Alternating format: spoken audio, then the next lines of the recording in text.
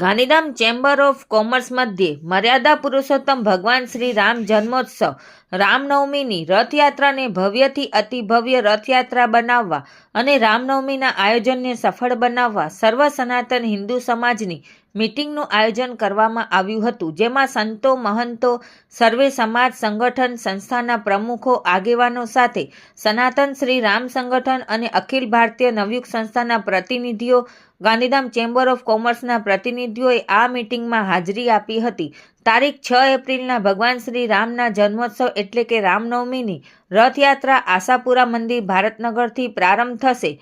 ત્યારબાદ બજારમાં નગરયાત્રા કરીને લીલાશાહ નારાયણેશ્વર મહાદેવ મંદિરે પૂર્ણ થશે અને આ રથયાત્રામાં વિવિધ 60થી વધુ સમાજ, સંસ્થા અને સંગઠનોની ઝાંખીઓ, 5 ધર્મરથો, ભારત સુપ્રસિદ્ધ આર્ટિસ્ટ દિલ્હીથી મનોજભાઈ દ્વારા 35 કલાકારોની ટીમ, દેવો, અઘોરીઓ, બાહુબલી, હનુમાન, શિવા, નંદી સવારી સાથે ઢોલ, 1 બહેનો માટે, દીકરીઓ માટે અને 2 ભાઈઓ માટે એમ 3 ડીજે, વિવિધ પ્રતિમાવાળા 3 અશ્વ, તલવારબાજી, લઠબાજી, આત્મરક્ષણ, ગરબા, આતિશબાજી સાથે ભવ્ય રથયાત્રા નગરમાંથી નીકળશે અને ગાંધીધામને દુલ્હનની જેમ સજાવવામાં આવશે.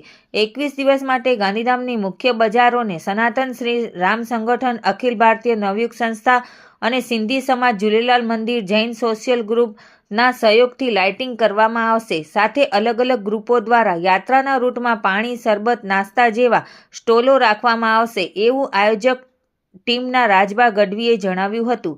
મીટિંગમાં પધારેલા સંતો, મહંતો, સર્વે સમાજના પ્રમુખો, આગેવાનો બદલ સર્વેનો આભાર વ્યક્ત કરવામાં આવ્યો હતો. નગરજનોને મોટી સંખ્યામાં રથયાત્રામાં જોડાવા અને ભવ્ય રથયાત્રા નિહાળવા આયોજકો દ્વારા આહવાન કરવામાં આવ્યું છે. રિપોર્ટ ભારતી માખીજાણી, ગાંધીધામ.